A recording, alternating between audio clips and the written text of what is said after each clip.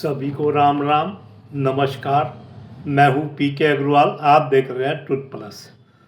साथियों, आज मैं एक सोशल मीडिया पोस्ट की चर्चा करूंगा सुब्रमण्यम स्वामी जी की, जो बीजेपी के से जुड़े हुए हैं।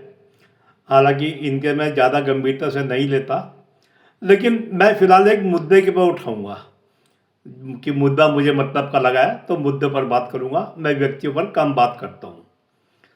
इनकी पोस्ट है 27 नवंबर की, जिसे मैंने हिंदी में बता रहा हूँ आपको।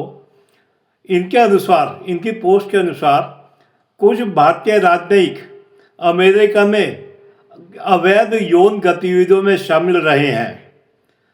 उस अंतर्राष्ट्रीय घोटाले से निपटने के लिए एक टीम बनाई जाए जो 5 या 6 बार लोकसभा या राज्यसभा के सदस्य रहे हों।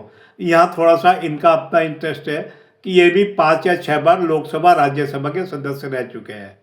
यानी ये चाहते हैं अमेरिका में कोई कथित यौन घोटाला हुआ, यौन गतिविधियों में शामिल राजनीति के सामने आए हैं, उनकी जांच के लिए बनाई टीम में मुझे भी पात्र समझा जाए।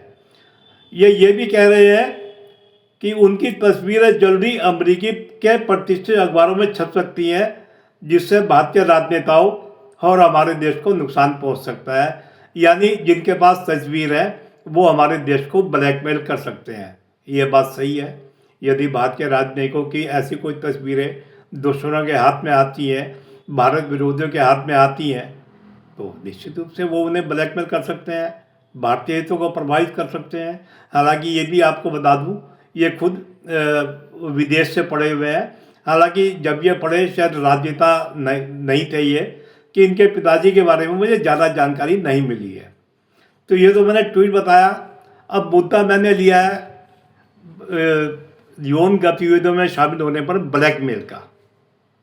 अब जो बात इन्होंने कही है, इन्होंने कहा है कि राजनेताओं के, भारत के राजनेता यौन गतिविधियों में शामिल पाए गए हैं, जिनकी तस्वीरें अमेरिकी अखबारों में छप सकती हैं। अब ये बात राजनेताओं के बारे में कह रहे, तो क्या यही बात भारतीय छात्रों के बारे में लागू नहीं होती जो विदेश में पढ़ते हैं? आप जानते हैं हमारे देश के लाखों छात्र विदेश में पढ़ते हैं। अमेरिका, कनाडा, यूरोप, चीन, रूस और यहाँ तक कि बांग्लादेश, पाकिस्तान में भी मेडिकल वगैरह मैं सुनता हूँ करते हैं। तो खैर, जो लाखों पढ़ते हैं मैं उनकी बात नहीं करूँगा। भाई वो धनी है, बच्चों को पढ़ा सकते हैं, व्यापारी हैं, सुरक्षा कारण है, कुछ भी पढ़ा सकते हैं। मैं यहाँ बात करूँगा केवल राजनीतिक परिवारों से के बच्चे जो विदेश में पढ़ते हैं। आप जानते हैं भारत में राजनीति एक पारिवारिक व्यवसाय है। यानी अगर एक परिवार राजनीति में आ गया तो आमतौर से उसकी संतान भी राजनीति में आ ही जाती है। जितना बड़ा नेता, जितना बड़ा परिवार, उतनी ही ज़्यादा संभावना उसके परिवार की, बच्चों की राजनीति में आने की रहती है। अब जो भारतीय राजनेता हैं, उनकी संतान विदेश में पढ़ती हैं, क्या वो इस खतरे से अनजान हैं? क्या उनके ऊपर ये इस तरह का डर प्रकट नहीं होना चाहिए? भाई एक बात सुनो ना, क्या विदेश वाले जो भारतीय राजनयिकों को ब्लैकमेल करने की संभावना जो ये जता रहे हैं, क्या वो जो बच्चे, भारतीय राजनयिकों के बच्चे, भारतीय राजनेताओं के बच्चे विदेश में पढ़ते हैं, क्या वो उनकी निगाह में नहीं होंगे? क्या वो नहीं जानते जितने बड़े नेता का बच्चा विदेश में पढ़ रहा है, उतना ही बड़ा वो भारत में नेता बनेगा? तो अगर वो इन राजनेताओं को ब्लैकमेल कर सकते हैं या इन्हें हनी ट्रैप में फंसा सकते हैं या इनका स्टिंग ऑपरेशन कर सकते हैं, इनकी तस्वीर ले सकते हैं, उन बच्चों की तस्वीरें लेना क्या ज़्यादा मुश्किल काम होगा? बच्चे तो राजनेताओं की तुलना में फिर भी कम अनुभवी होते हैं, उनकी तरफ से चाल में फंसना ज़्यादा आसान होगा।